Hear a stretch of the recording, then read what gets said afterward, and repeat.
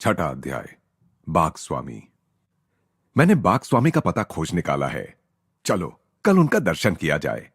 यह स्वागत योग्य प्रस्ताव हाई स्कूल के मेरे एक मित्र चंडी से मिला। अपने संन्यास पूर्व जीवन में केवल अपने नंगे हाथों से बाघों के साथ लड़ने और उन्हें पकड़ने वाले इस संत का दर्शन करने के लिए मैं भी उत्सुक था। ऐसे असाधारण साहसिक कार्यों के प्रति बाल सुलभ उत्साह मुझ में भरपूर था।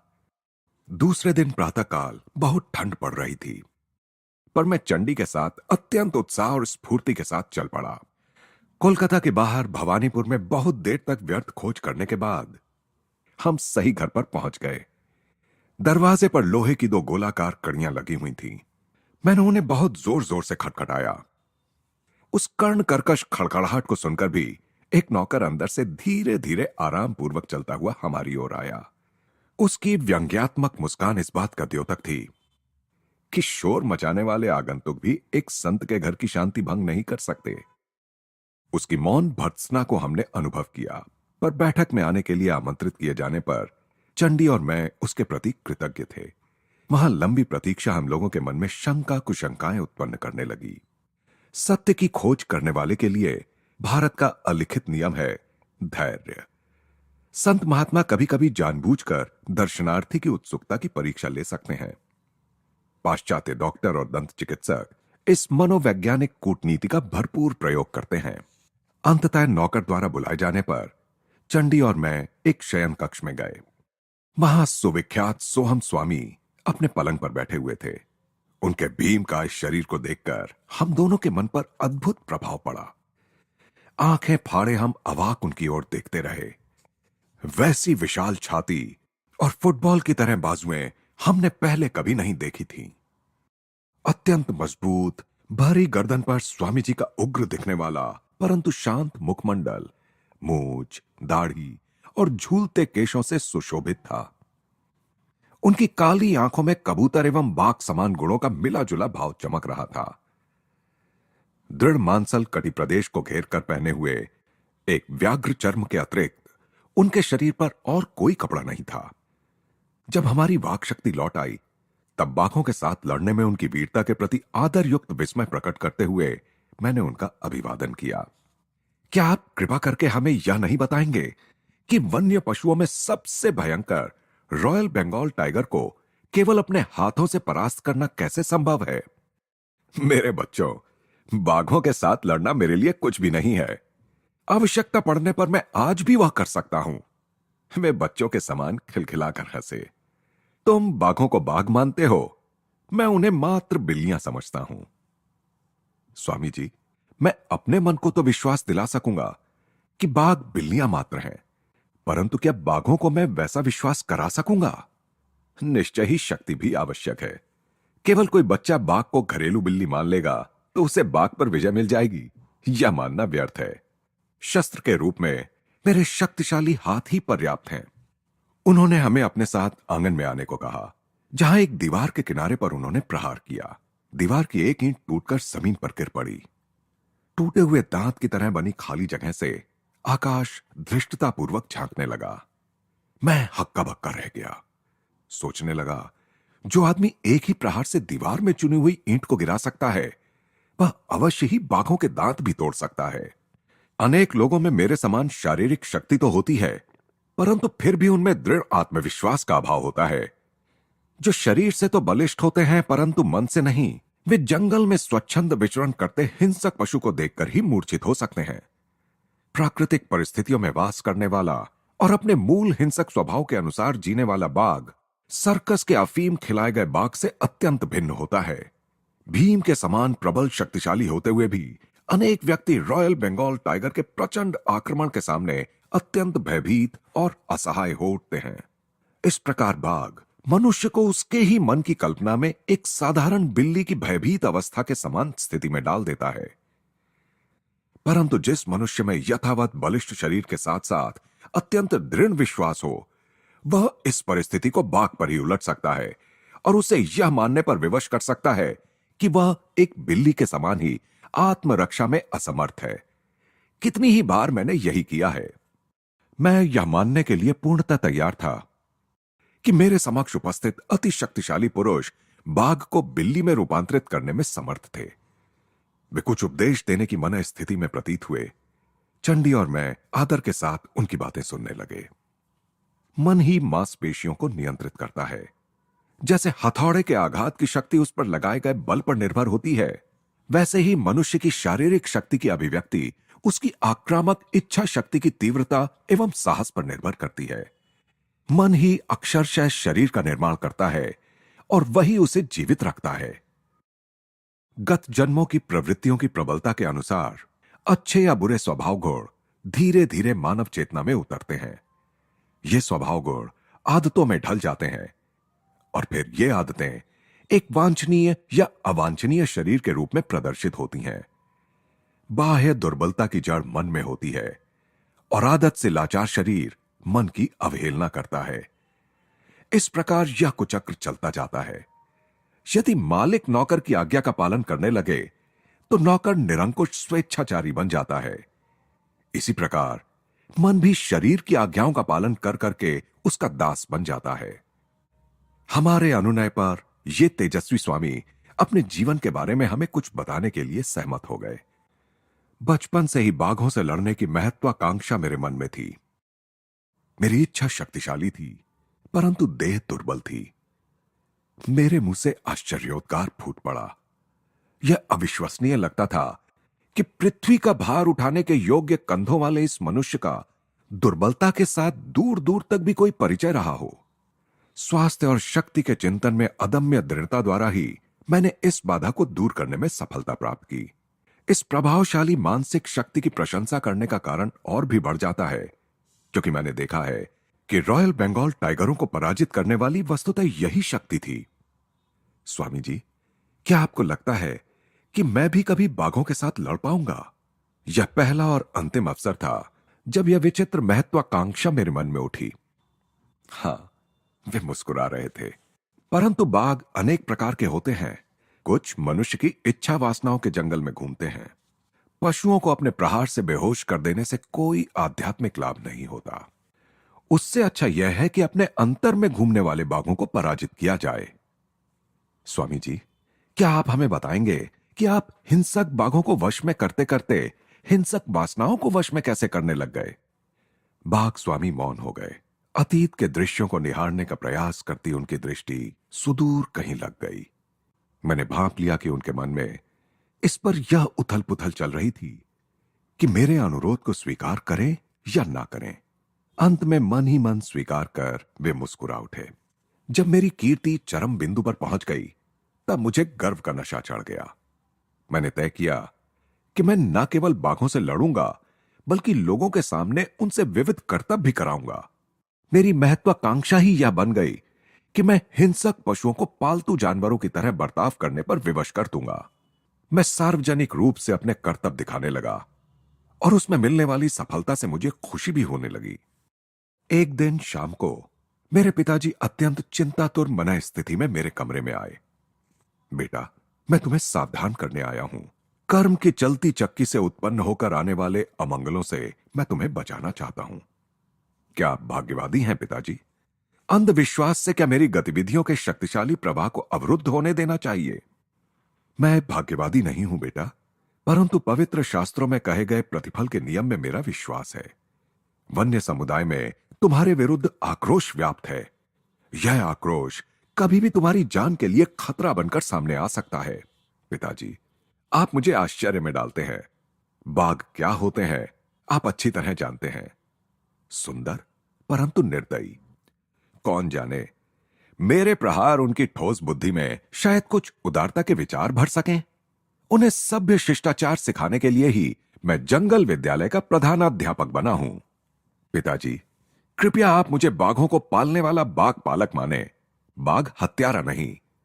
मेरे ये सत्कर्म मेरा अनिष्ट कैसे कर सकते हैं? मैं आपसे प्रार्थना करता हूं कि आप मुझे अपने जीवन का मार्ग बदलने की आज्ञा ना दें। चंडी और मैं ध्यानपूर्वक सुन रहे थे और अतीत के इस धर्म संकट को समझ रहे थे। भारत में कोई संतान अपने माता पिता की इच्छाओं का अनादर नहीं करती। बाघ स्वामी आगे कहते गए। निर्विकार मौन में पिताजी ने मेरा स्पष्टीकरण सुना। तदुपरांत उन्होंने गंभीरतापूर्वक एक रहस्योद्घाटन किया। बेटा, तुम मुझे एक संत की अमंगल सूचक भविष्यवाणी दोहराने पर विवश कर रहे हो। कल जब मैं बरामदे में बैठकर नित्य की भांति अपना ध्यान कर रहा था, तब वे मेरे पास आए। मित्रवर, मैं आपके युद्ध प्रिय बेटे के लिए एक संदेश लेकर आया हूं। उससे कहिए कि वह अपनी बर्बर गतिविधियां बंद कर दे, अन्यथा बाघ के साथ उसकी अगली लड़ाई में उसे अनेक दुस्साध्य घाव होंगे, जिससे 6 महीनों तक वह मरणासन अवस्था में पड़ा रहेगा। तब वह अपना पुराना मार्ग छोड़कर सन्यासी बन जाएगा। इस कहानी का मुझ पर कोई प्रभाव नहीं पड़ा। मैंने यही माना कि पिताजी किसी भ्रांति ग्रसित कट्टरवादी की भ्रांति का शिकार हो गए हैं। यह कहते हुए बाघ स्वामी के हाव भाव इतने अधीर और ऐसे थे मानो अपनी मूर्खता पर उन्हें क्रोध आ रहा हो। काफी देर तक वे गंभीर मुद्रा में मौन बैठे रहे, जैसे वहां हमारी उपस्थिति का उन्हें कोई भान ना हो। फिर उन्होंने अकस्मात ही अपनी कहानी आगे शुरू की। इस बार उनकी आवाज में नरमी आ गई थी। पिताजी की चेतावनी के कुछ ही दिन बाद मैं राजधानी कूच बिहार गया। प्राकृतिक सौंदर्य से भरा यह प्रदेश मेरे लिए नया था और मैं सुखप्रद परिवर्तन की आशा कर रहा था। जैसा हर जगह सदा ही होता था, यहां भी सड़कों पर मेरे पीछे पीछे उत्सुक लोगों की भीड़ चलती रहती थी। उनके फुसफुसाहट के कुछ अंश कभी कभी मुझे सुनाई पड़ते थे। यह वही आदमी है जो जंगली बाघों के साथ लड़ता है। उसके वे पैर हैं या पेड़ के तने? उसका चेहरा तो देखो, वह स्वयं बाघों के राजा का अवतार मालूम होता है। तुम तो जानते ही हो, गांव के नटखट छोकरे किस प्रकार ताजा समाचार पत्र का काम करते हैं और किस गति से महिलाओं की मौखिक जनसूचना प्रणाली इस घर से उस घर समाचार पहुंचाती है। कुछ ही घंटों में मेरी वहां उपस्थिति से सारे शहर में खलबली मच गई। संध्या के समय मैं चुपचाप आराम कर रहा था कि घोड़ों की टापों की ध्वनि सुनाई दी। मैं जिस घर में रुका था उसी के सामने आकर वह ध्वनि रुक गई। लंबे कद के पगड़ीधारी पुलिस सिपाहियों का एक दल अंदर घुस आया। मैं अवाक रह गया। मैंने सोचा, इन पुलिस वालों के लिए कुछ भी संभव है। कहीं वे मेरे लिए पूर्णतया अगम्य किसी बात पर मेरी खिंचाई करने तो नहीं आए हैं। परंतु उन्होंने अपने सामान्य व्यवहार के विपरीत अत्यंत विनय के साथ मेरा अभिवादन किया। आदरणीय महोदय, कूच बिहार के युवराज की ओर से आपका स्वागत करने के लिए हमें भेजा गया है।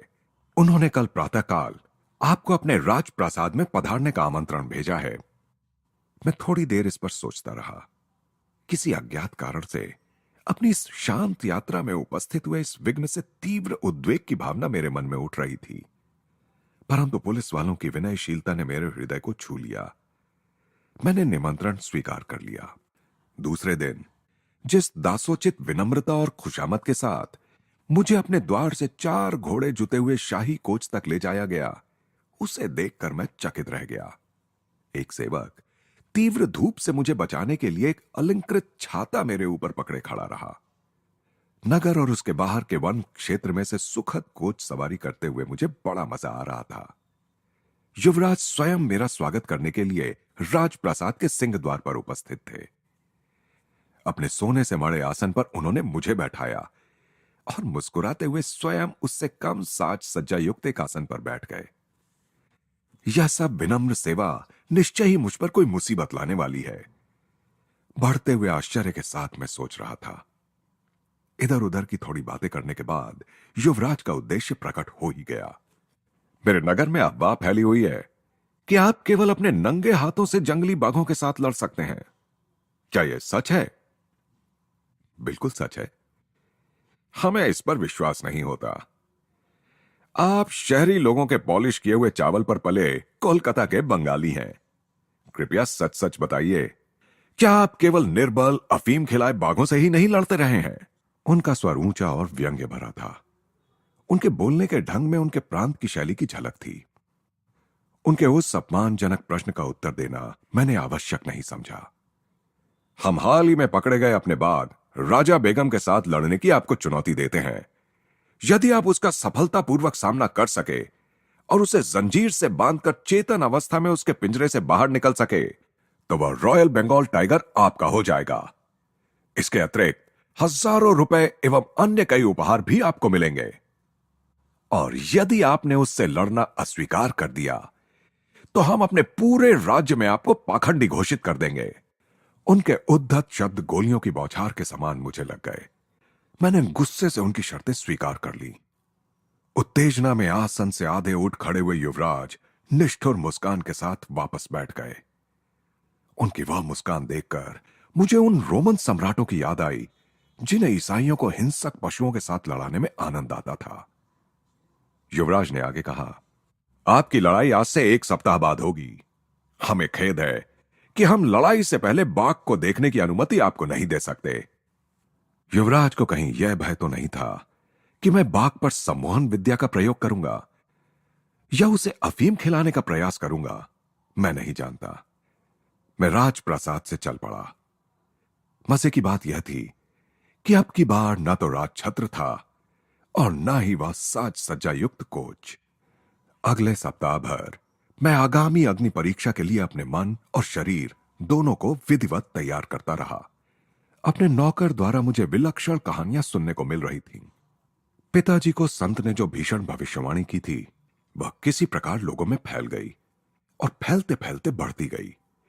अनेक भोले भाले ग्रामीणों का विश्वास था कि एक दुष्ट आत्मा ने देवताओं के शाप के कारण बाघ का जन्म लिया था, जो रात को विभिन्न आसुरी रूप धारण करती है परंतु दिन में फिर से बाघ बनकर रहती है।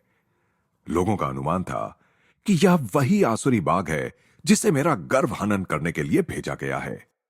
एक अन्य कल्पना यह थी कि बाघों की अपने देवता से की गई प्रार्थनाओं का उत्तर राजा बेगम के रूप में आ गया है। समग्र व्याघ्र जाति के लिए इतना मान हानिकारक ठहरे इस धृष्ट दोपाय को अर्थात मुझे दंडित करने के लिए उसे नियत किया गया है। एक लोम दंत विहीन मानव नक दंत युक्त शक्तिशाली पाद युक्त बाघ को चुनौती देने का दुस्साहस करे। लोग यह भी कह रहे थे कि सभी अवमानित बाघों के द्वेष ने मिलकर इतना जोर पकड़ लिया है कि बाघों का मान मर्दन करने वाले इस अभिमानी पुरुष का पतन कराने के लिए वह जोर अब सूक्ष्म नियमों को कार्यान्वित कर रहा है। मेरे नौकर ने मुझे आगे बताया कि युवराज स्वयं मानव और पशु के बीच होने वाले इस द्वंद्व के व्यवस्थापन का कार्यभार संभाल रहे थे। उन्होंने स्वयं अपनी देखरेख में हजारों लोगों के बैठने योग्य एक ऐसे विशाल तंबू का निर्माण कराया जो आंधी तूफान में भी सुरक्षित खड़ा रह सके। उस तंबू के मध्य में लोहे के एक विशाल पिंजरे में राजा बेगम को रखा गया था। इस पिंजरे के बाहर सुरक्षा का एक और घेरा था। राजा बेगम निरंतर खून जमा देने वाली भयंकर गर्जनाएं करता जा रहा था। उसकी क्षुधाग्नि और क्रोधाग्नि दोनों को भड़काने के लिए उसे बहुत कम खाना दिया जा रहा था। शायद युवराज को आशा थी कि मैं उसका पुरस्कार स्वरूप भोजन बनूंगा। डंका बजा बजाकर नगर और आसपास के इलाके में इस अद्वितीय द्वंद्व की जो घोषणा की जा रही थी उससे सुनकर लोगों ने भारी संख्या में उत्सुकतापूर्वक टिकटें खरीदी। द्वंद्व के दिन सीटों की कमी के कारण सैकड़ों लोगों को लौटा दिया गया। कई लोग तंबू की दरारों में से अंदर घुस आए या गैलरी के नीचे जहां भी जगह मिली वहीं खड़े हो गए। जैसे जैसे बाघ स्वामी की कथा चरम सीमा की ओर बढ़ रही थी वैसे वैसे मेरी उत्तेजना भी बढ़ती गई। चंडी भी मंत्रमुग्ध होकर अवाक बैठा था। राजा बेगम की कान फाड़ देने वाली गर्जनाओं के और भयभीत दर्शकों के कोलाहल के बीच मैंने शांत मन से तंबू में प्रवेश किया। लंगोट के अतिरिक्त मेरे शरीर पर और कोई कपड़ा नहीं था। मैंने सुरक्षात्मक घेरे के दरवाजे का कुंडा सरकाकर उसे खोला और अंदर जाकर अपने पीछे शांत मन से दरवाजे को बंद कर लिया। बाघ को रक्त की गंध लग गई। उछलकर धड़ाम से लोहे की छड़ों से टकराने की ध्वनि के साथ उसने मेरा भीषण स्वागत किया। करुणार्द्र भय से दर्शकों में सन्नाटा छा गया। उस अति उग्र बाघ के सामने मैं निरी मेमना लग रहा था। पलक झपकते ही मैं उसके पिंजरे में घुस गया, परंतु जैसे ही मैंने दरवाजा बंद किया राजा बेगम उछलकर सीधा मेरे ऊपर आ गया। मेरा दाहिना हाथ बुरी तरह क्षत विक्षत हो गया। बाघ के लिए परम स्वादिष्ट मानव रक्त की प्रचंड धाराएं गिरने लगीं। संत की भविष्यवाणी के सत्य होने के आसार नजर आने लगे। इस प्रकार की गंभीर चोट मुझे जीवन में पहली बार आई थी, पर मैं तुरंत उससे संभल गया। रक्त रंजित अंगुलियों को लंगोट में घुसाकर मैंने उन्हें छिपा लिया और बाएं हाथ से एक हड्डी तोड़ प्रहार बाघ पर किया। बाघ लड़खड़ाकर पीछे हट गया, पिंजरे के अंत तक पीछे गया, फिर पलटकर अत्यंत गुस्से के साथ पुनः मुझ पर झपटा। मेरे सुविख्यात मुष्टि शासन के प्रहार उसके सिर पर बरसने लगे। परंतु राजा बेगम को रक्त का जो स्वाद लग गया था, उसने उसी प्रकार उन्मत्त कर दिया था जैसे दीर्घ काल तक शराब से वंचित रहने वाले शराबी को शराब का पहला घूंट उन्मत्त कर देता है। बीच बीच में कान बैठा देने वाली दहाड़े मारते हुए उसके आक्रमणों की उग्रता बढ़ती ही जा रही थी। उसके दांतों और नखों के आगे मेरा केवल एक हाथ से बचाव करना अपर्याप्त पड़ रहा था और मेरी आत्मरक्षा प्रणाली अभेद्य नहीं रह पा रही थी। परंतु मैं भी तिलमिलाने वाले प्रहार उस पर करता गया। दोनों ही रक्त रंजित होकर जीवन मरण का युद्ध लड़ रहे थे। पिंजरे में कोलाहल था, चारों दिशाओं में रक्त के छींटे उड़ रहे थे। बाघ के गले से पीड़ा और खूनी प्राण पिपासा के चीत्कार फूट रहे थे। गोली चलाओ, बाघ को मार डालो, दर्शक चीख रहे थे। मानव और पशु इतनी तेज गति से हिल रहे थे कि एक सिपाही की गोली भी निशाना चूक गई। मैंने अपनी सारी संकल्प शक्ति एकत्र की और भीषण गर्जन के साथ उसके मस्तक पर एक अंतिम खोपड़ी तोड़ प्रहार किया। बाघ गिर गया और ठंडा होकर पड़ा रहा।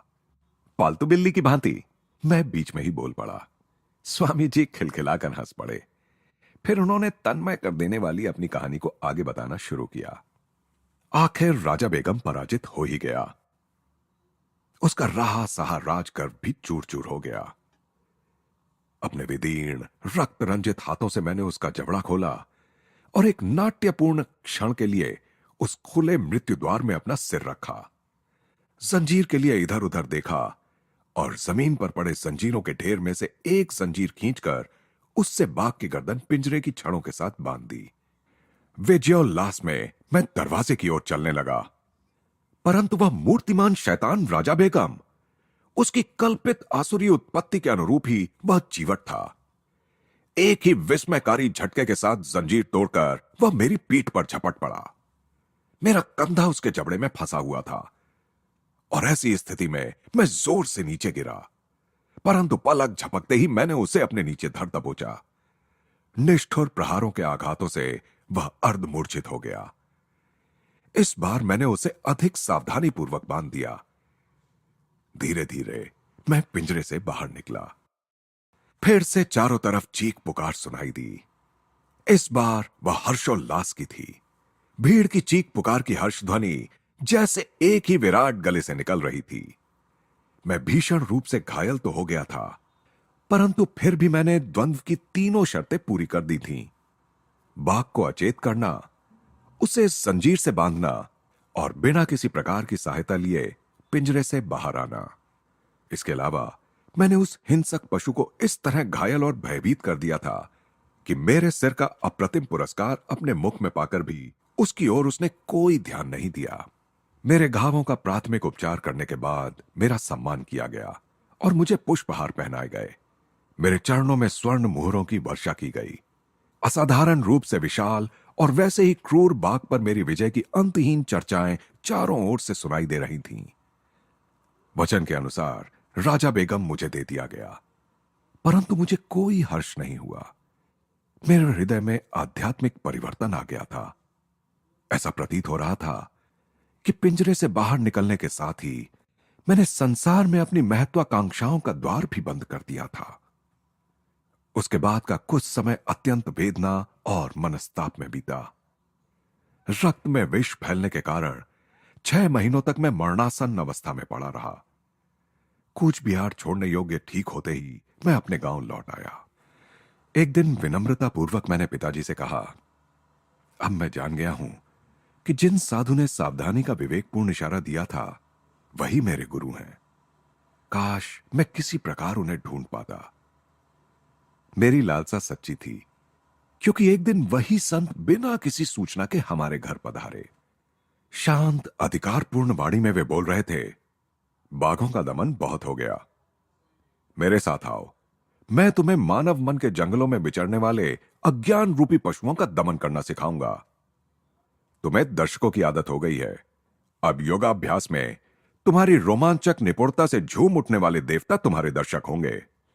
मेरे गुरु ने मुझे आध्यात्मिक मार्ग की दीक्षा दी।